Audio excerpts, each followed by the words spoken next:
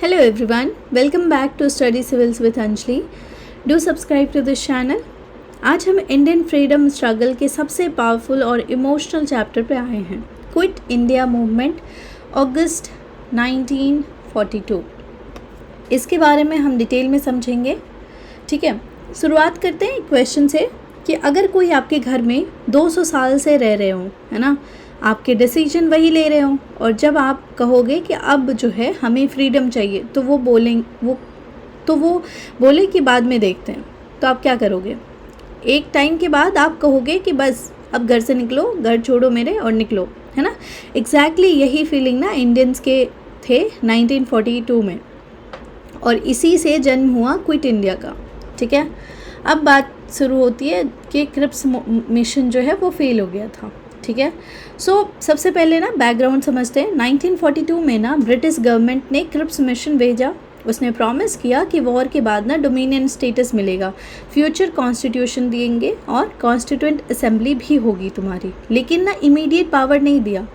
Defence control British ने अपने पास ही रखने की सोची और प्रोविंस को अलग होने का ऑप्शन भी दे दिया। तो कांग्रेस को लगा कि ये सिर्फ फ्यूचर की प्रॉमिसेस हैं। गांधी जी ने इसको कहा कि अ post dated cheque on a crashing bank, मतलब ऐसा चेक जिसका फ्यूचर अनसर्टेन है ना।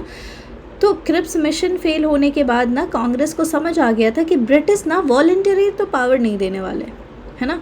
तो अब होता है struggle. Why struggle started? Question उठा कि 1942 में ही मूवमेंट क्यों स्टार्ट हुआ, पहले क्यों नहीं? इसका कई रीज़न है। रीज़न एक, पहला कि ब्रिटिश हिपोक्रेसी। ब्रिटिश ना डेमोक्रेसी और फ्रीडम के लिए लड़ रहा था, लेकिन इंडिया को ना फ्रीडम देने के लिए रेडी नहीं था। ये डबल स्टैंडर्ड्स इंडियन को बहुत हर्ट कर रहा था। दूसरा है जापानीज़ थ्रेट। जापान जो है ना एशिया में रैपिडली एडवांस कर रहा था, बुर्मा तक पहुंच चुका था, यानी म्यांमार। इंडिया को लगने लगा कि ब्रिटिश एम्पायर वीक हो रही है। कांग्रेस ने सोचा कि अब प्रेशर बनाना सही समय है। तीसरा, इकोनॉमिक प्रॉब्लम कि प्राइसेस बहुत बढ़ रही थी, शॉर्टेज हो रही थी, लोग परेशान हो रहे थे और पब्लिक गुस्से में बहुत ज़्यादा आ रही थी। अगला रीज़न है कि डिले ना डेंजरस था। कांग्रेस को लगा कि अगर अब एक्शन नहीं लिया ना तो ब्रिटिश रूल और स्ट्रॉन्ग हो जाएगी, और इसीलिए डिसीजन लिया गया फाइनल मास स्ट्रगल का। तो सवाल आता है कि आपको क्या लगता है, कभी कभी हिस्ट्री में कुछ मूवमेंट ऐसे होते हैं जब लोग बोलते हैं कि इनफ इज़ इनफ, और 1942 एग्जैक्टली वैसा ही मूवमेंट था। ठीक है, क्विट इंडिया रेजोल्यूशन। ओके, 8 अगस्त 1942 में प्लेस था बॉम्बे ग्वालियर टैंक मैदान। आज हम इसे ना अगस्त क्रांति मैदान के नाम से जानते हैं। यहाँ ना ऑल इंडिया कांग्रेस कमेटी की मीटिंग हुई, रिजोल्यूशन पास हुआ। उसमें कहा गया कि ब्रिटिश रूल इमीडिएटली एंड होना चाहिए, पावर इंडियंस को ट्रांसफ़र होनी चाहिए, कांग्रेस एक non violent mass movement launch करेगी, और एक पावरफुल मैसेज दिया गया कि British must quit India. Imagine कीजिए, पहली बार कांग्रेस ओपनली कह रही थी कि अब समझौता नहीं, अब ब्रिटिश को जाना होगा। गांधी का कॉल था डू एंड डाई का। ठीक है, इसके बारे में समझते हैं। और फिर आया वो मोमेंट जहाँ इंडियन हिस्ट्री का एक इमोर्टल स्लोगन है, करो या मरो, डू और डाई। लेकिन इसका मतलब क्या था कि गांधी जी वायलेंस की बात नहीं कर रहे थे, बिल्कुल नहीं। उनका मतलब था कि ये या तो हम इंडिया को आज़ाद करेंगे या फिर आज़ादी की लड़ाई में अपनी पूरी जान लगा देंगे, है ना।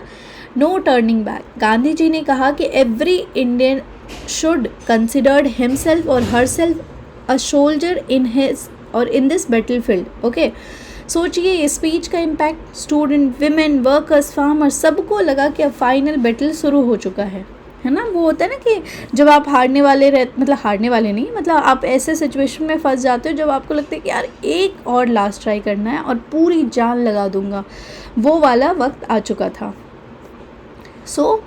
अब इसका स्प्रेड देखते हैं और इसके पार्टिसिपेशंस को देखते हैं। सबसे पहले स्प्रेड ऑफ मूवमेंट। तो 9 अगस्त 1942 की सुबह ब्रिटिश गवर्नमेंट ने गांधी जी, नेहरू, पटेल, आज़ाद, सब बड़े लीडर्स को अरेस्ट कर लिए। ब्रिटिश को लगा कि लीडर्स को अरेस्ट कर दिया तो मूवमेंट ख़त्म, लेकिन ना हुआ एग्जैक्टली उल्टा। पूरे इंडिया में ना स्पॉन्टेनियस प्रोटेस्ट शुरू हो गए। स्टूडेंट सड़कों पे आ गए, वर्कर्स स्ट्राइक पर चले गए, विलेज में ना डेमॉन्स्ट्रेशन होने लगे, हड़ताल, प्रोसेसन, प्रोटेस्ट हर जगह, रेलवे स्टेशन हो, टेलीग्राफ लाइन हो, गवर्नमेंट ऑफिस हो, सबको टारगेट करने लग गए general public. So communication system को डिस्टर्ब कर दिया। आज के ज़माने में अगर इंटरनेट पूरे देश में बंद हो जाए तो कितनी प्रॉब्लम हो जाएगी। उस समय टेलीग्राफ और रेलवेज़ वही रोल प्ले कर रहे थे, तो लोग समझ गए थे कि ब्रिटिश एडमिनिस्ट्रेशन को चैलेंज करना है। तो सबसे इंटरेस्टिंग बात क्या हुआ कि कई जगह ना लोग बिना किसी इंस्ट्रक्शन के खुद ही मूवमेंट ज्वाइन कर लिए।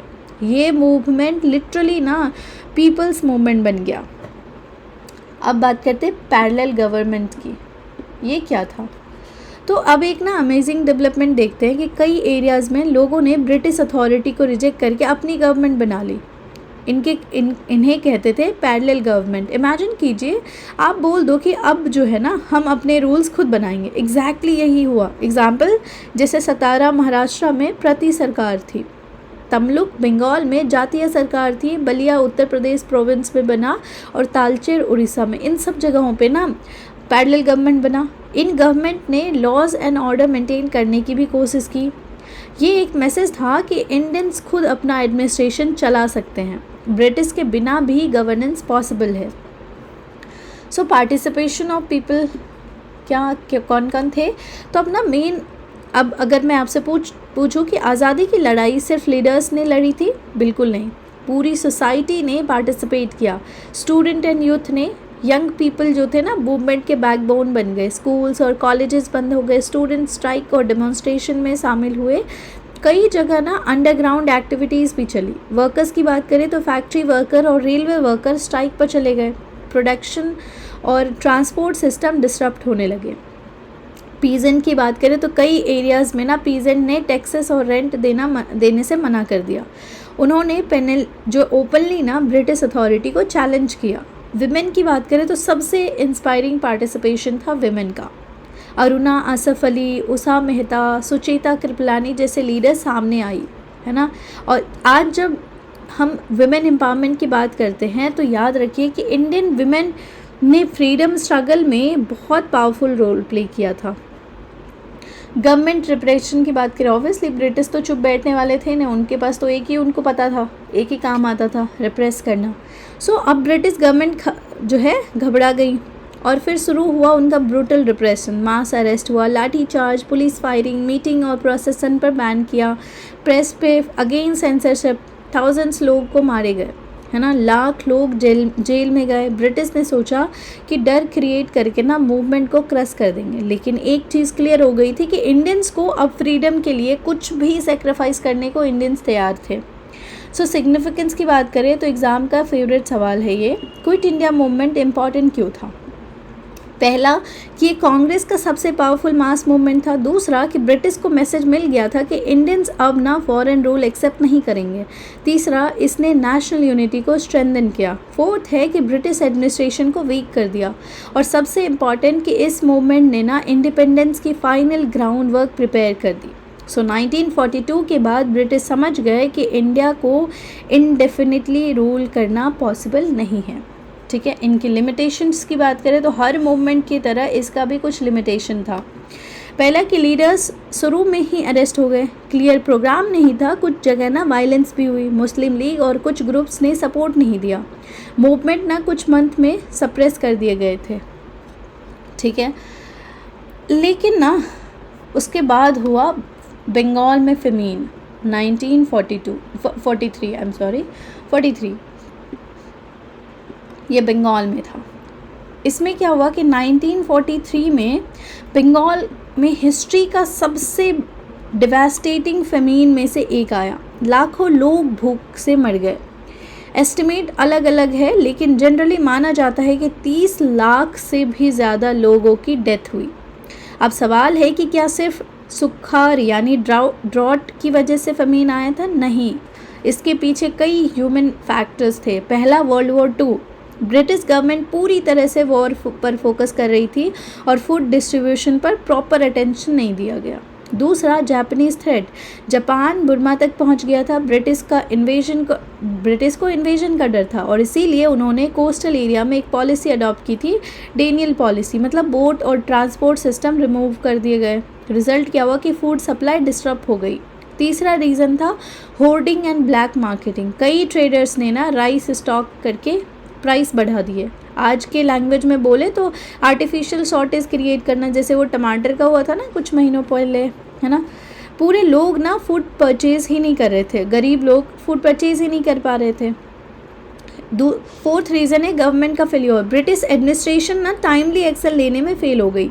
लोग ना सड़कों पे, मतलब ये थोड़ा अजीब है बट लोग सड़कों पे उनका डेथ हो रहा था, लेकिन एडमिनिस्ट्रेशन इफेक्टिव रिलीफ प्रोवाइड नहीं कर पाए। इमेजिन कीजिए कि आपके पास खाना हो और फिर भी आप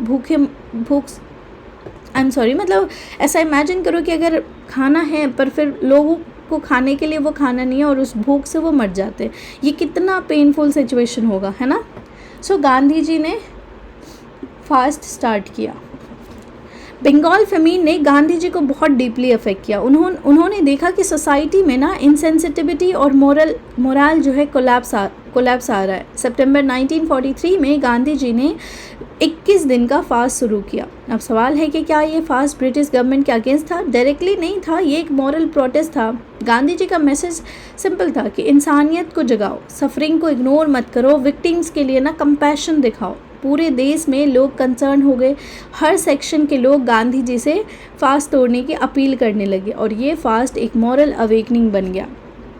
तो सवाल आता है कि आपने नोटिस किया कि कभी कभी ना एक पर्सन के सेक्रीफाइस ना पूरी सोसाइटी को जगा देता है। तो गांधी जी का फास्ट अनटू डेथ जो था वो भी एग्जैक्टली वही कर रहा था और वो कह रहे थे कि पॉलिटिकल फ्रीडम के साथ जो है ह्यूमन वैल्यूज़ भी ज़रूरी है। इम्पैक्ट ऑफ नेशनलिज्म क्या हुआ? सबसे पहले इम्पॉर्टेंट पार्ट कि फेमीन का ना इम्पैक्ट फ्रीडम स्ट्रगल पर क्या हुआ। फर्स्ट कि ब्रिटिश गवर्नमेंट की इमेज ना कम्प्लीटली डैमेज हो गई। लोगों को लगा कि ब्रिटिश को इंडियंस के जो कह सकते हो लाइफ्स की ना कंसर्न नहीं है। दूसरा कि डिमांड फॉर कंप्लीट इंडिपेंडेंस और स्ट्रांग हो गई। लोग रियलाइज़ करने लगे कि अगर अपना गवर्नमेंट होता तो शायद सिचुएशन डिफरेंट होती। तीसरा कि ब्रिटिश रूल के अगेंस्ट ना एंगर और भी ज़्यादा बढ़ गया। डिफरेंट क्लासेस जो है वो अब यूनाइट हो चुके थे। And fourth is quit India movement को मोरल सपोर्ट मिला। लोग अब समझने लग गए थे कि ब्रिटिश रूल सिर्फ पॉलिटिकल प्रॉब्लम नहीं है, ये ह्यूमैनिटेरियन प्रॉब्लम भी है। सो आप सोचिए कि जब लोग भूख से मर रहे हों और गवर्नमेंट उनकी हेल्प ना कर पाए तो पब्लिक का ट्रस्ट कम्प्लीटली ब्रेक हो जाता है। और बंगाल फेमीन के बाद ना एग्जैक्टली वही हुआ। ठीक है, अब जो है हम पढ़ेंगे राजगोपालाचारी के फॉर्मूला के बारे में और ये इम्पॉर्टेंट है। ठीक है, सो सबसे पहले ना बात करते हैं सी राजगोपालाचारी जी के फॉर्मूला के। तो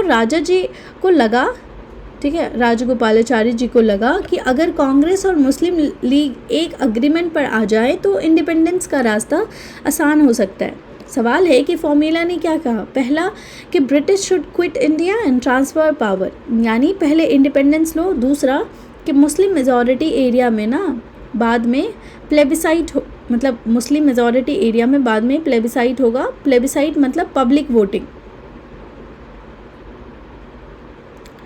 लोग डिसाइड करेंगे कि इंडिया में रहना है या अलग स्टेट बनाना है। Okay.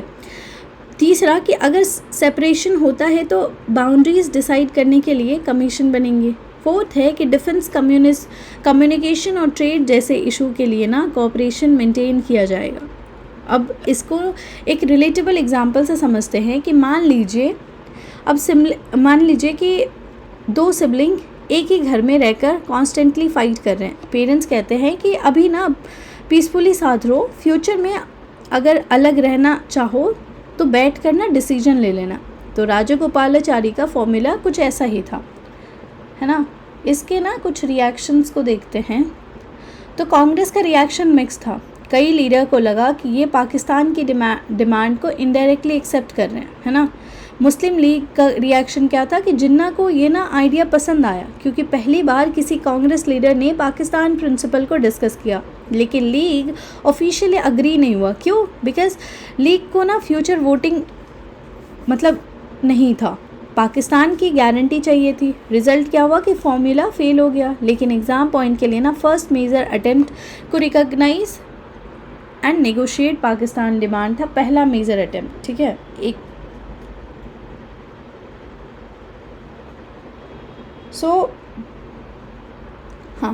So Desai and Liaquat pact के बारे में अब बात कर लेते हैं, दिस वन। अब आते हैं देसाई एंड लियाकत पैक्ट 1944। ये अग्रीमेंट हुआ कांग्रेस के ना MC देसाई और मुस्लिम लीग के लियाकत अली खान के बीच में। ऑब्जेक्टिव था कि कांग्रेस और लीग को ना साथ लाना।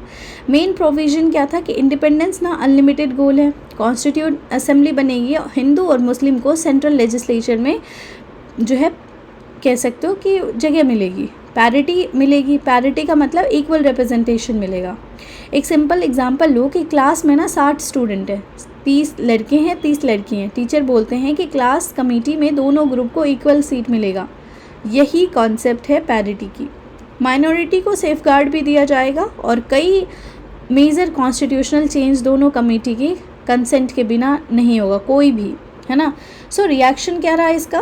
कांग्रेस का रिएक्शन था जनरली पॉजिटिव ही था, उन्हें लगा कि कॉपरेशन का एक चांस मिल तो रहा है कम से कम। मुस्लिम लीग का रिएक्शन क्या था कि लीग भी ना इंटरेस्टेड थी क्योंकि पैरिटी और सेफगार्ड मिल रहा था, लेकिन पाकिस्तान के इशू पर ना डिसएग्रीमेंट फिर भी ख़त्म नहीं हुआ।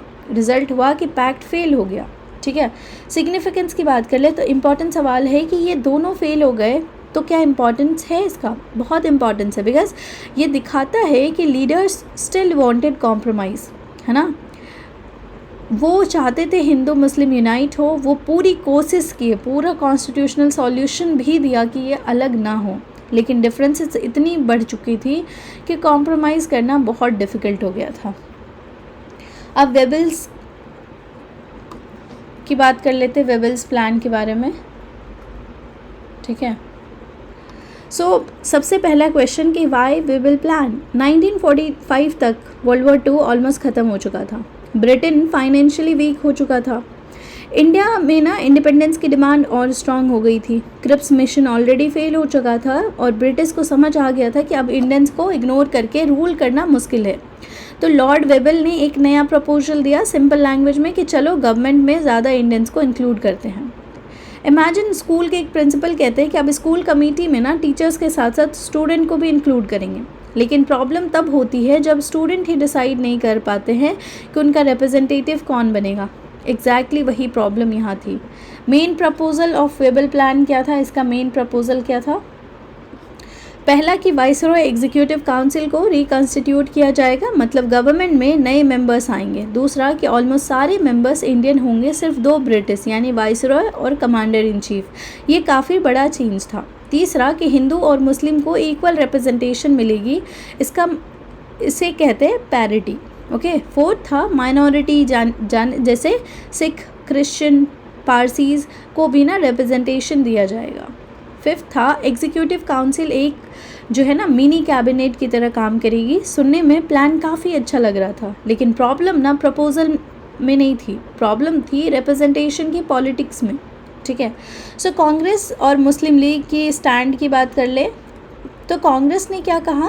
कांग्रेस ने प्लान को जनरली वेलकम किया, लेकिन एक ऑब्जेक्शन था कि कांग्रेस कहती थी कि हमें ना पूरे इंडिया को रिप्रेजेंट करते हैं, लेकिन इंक्लूडिंग मुस्लिम, और इसीलिए कांग्रेस ना अपने मुस्लिम रिप्रेजेंटेटिव खुद नॉमिनेट करना चाहती थी। मुस्लिम लीग ने क्या कहा? लीग ने कहा कि नहीं, सिर्फ मुस्लिम लीग ही मुस्लिम की रिप्रेजेंटेटिव है और इस सिर्फ लीग ही मुस्लिम मेंबर्स नॉमिनेट करेगी।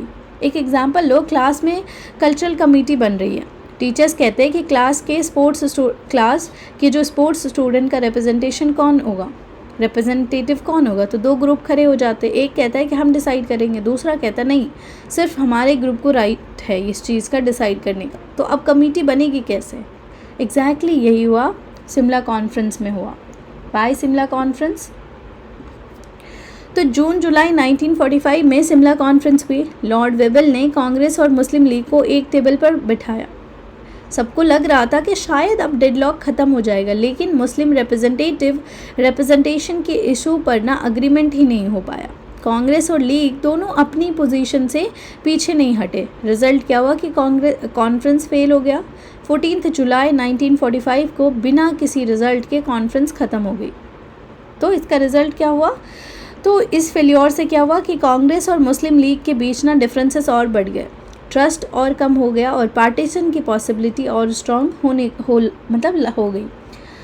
तो इसके सिग्निफिकेंस की बात कर ले तो एग्ज़ाम के लिए सबसे इम्पॉर्टेंट लाइन कि वेबल प्लान और शिमला कॉन्फ्रेंस ना ब्रिटिश का लास्ट मेजर अटेम्प्ट था कांग्रेस और मुस्लिम लीग को एक साथ लाने का before election and transfer of power, लेकिन ये अटेम्प्ट फेल हो गया और इसी फेल्योर के बाद इंडिया की पॉलिटिक्स और ज़्यादा पैरालाइज हो गई कह सकते हो। ठीक है, तो एक बारी अब हम बात कर लेते हैं इंडियन नेशनल कांग्रेस के फाउंडेशन के बारे में, इंडियन नेशनल आर्मी के फाउंडेशन के बारे में। ठीक है, सो INA बनी कैसे? एक्चुअली ना INA की शुरुआत ना कैप्टन मोहन सिंह ने की थी, लेकिन स्ट्रॉन्ग लीडरशिप की कमी थी। 1943 में Subhash Chandra Bose south east Asia पहुंचे और INA यानी इंडियन नेशनल आर्मी की कमांड संभाली। उन्होंने आर्मी को एक नई एनर्जी दी, एक क्लियर गोल दिया, दिल्ली चलो। सोचिए एक फुटबॉल टीम में ना टैलेंट तो है लेकिन कैप्टन ना हो, फिर एक इंस्पायरिंग कैप्टन आ जाए और सबको मोटिवेट कर दे। नेताजी INA के लिए ना वही कैप्टन थे। सो आज़ाद हिंद गवर्नमेंट की बात करते हैं। 21 अक्टूबर 1943 में बॉस ने सिंगापुर में आज़ाद हिंद गवर्नमेंट यानी provincial government of free India announce की। उन्होंने खुद head of the state, prime minister और वॉर मिनिस्टर की जिम्मेदारी ली। कई कंट्रीज़ ने इसे रिकॉग्नाइज भी किया और उसका ना उनका मोटो था कि इत्तेहाद, इत्मद और कुर्बानी यानी unity, faith and sacrifice. Student, ये ना 3 वर्ड ना सिर्फ फ्रीडम स्ट्रगल के लिए नहीं, लाइफ के लिए भी इम्पॉर्टेंट है। टीम वर्क, कॉन्फिडेंस और सेक्रीफाइस के बिना कोई जो है बड़ी गोल ना अचीव नहीं होता। ठीक है, INA कैंपेन की बात करें, इम्फाल एंड कोहिमा। 1944 में INA और जापानीज़ फोर्स इंडिया की तरफ बढ़े। उनका टारगेट था इम्फाल और कोहिमा कैप्चर करना और फिर दिल्ली की तरफ मार्च करना। Indian national army INA soldiers ने मणिपुर के मोइरांग में पहली बार इंडियन ट्राई कलर भी होस्ट किया। Imagine that emotional moment. Okay, British rule के अंदर ना इंडियन सॉइल पर इंडियन फ्लैग, लेकिन प्रॉब्लम शुरू हो गई, सप्लाईज कम थी, ब्रिटिश रेजिस्टेंस स्ट्रॉन्ग था, हैवी जो है कैजुअलिटीज़ हुई और फाइनली कैंपेन फेल हो गया। INA को रिट्रीट करना पड़ा, लेकिन क्या इससे मूवमेंट ख़त्म हो गया? बिल्कुल नहीं। कभी कभी ना विक्ट्री बैटलफील्ड में नहीं, लोगों के ना दिल में होती है। सिग्निफिकेंस क्या रहा इंडियन नेशनल आर्मी का? INA की सबसे बड़ी अचीवमेंट क्या थी कि उसने इंडियंस को दिखाया कि Indians can fight for their own freedom. INA trials जब रेड फोर्ट में हुए तो पूरे देश में नेशनलिज्म एक नई वेव आ गई। हिंदू, मुस्लिम, सिख, क्रिश्चियन सब INA सोल्जर्स के सपोर्ट में आ गए। ब्रिटिश को पहली बार लगा कि इंडियन आर्मी की लॉयल्टी भी चेंज हो सकती है और ये बहुत डेंजरस सिग्नल था। हिस्टोरियंस कहते थे कि INA और बाद के नेवल म्यूटली जो थे ने ब्रिटिश को रियलाइज़ करवा दिया कि इंडिया को ज़्यादा दिन तक कंट्रोल करना मुश्किल होगा, है ना। इफ़ वी क्विकली रिवाइज तो बॉस स्केप किए जनवरी 1941 में, बचते बचाते वो यहाँ से स्केप कर गए। फिर उन्होंने रीऑर्गेनाइज़ किया INA को 1943 में। ठीक है, फॉर्म किया आज़ाद हिंद गवर्नमेंट का एंड लॉन्च किया Imphal Kohima campaign. Military success limited थी लेकिन पॉलिटिकल इम्पैक्ट बहुत बड़ा था। INA became a symbol of patriotism, sacrifice and national unity. If we conclude today's lecture class, तो सुभाष चंद्र बोस और INA इंडियन नेशनल आर्मी हमें एक इम्पॉर्टेंट लेसन देते हैं कि कभी कभी ना एक आइडिया, एक स्लोगन और एक डिटरमिन्ड लीडर पूरे नेशन की थिंकिंग बदल सकता है। और INA शायद दिल्ली तक नहीं पहुंच पाई, लेकिन ना उसने हर इंडियन के दिल में ना फ्रीडम की आग और तेज कर दी। और इसीलिए नेताजी सुभाष चंद्र बोस आज भी इंस्पायर करते हैं लोगों को। तो उनका जो एक है ना कि तुम मुझे खून दो मैं तुम्हें आज़ादी दूंगा, ये वाली चीज़ें है ना। उनकी ही ये स्लोगन थी। If you like this lecture, do subscribe to this channel.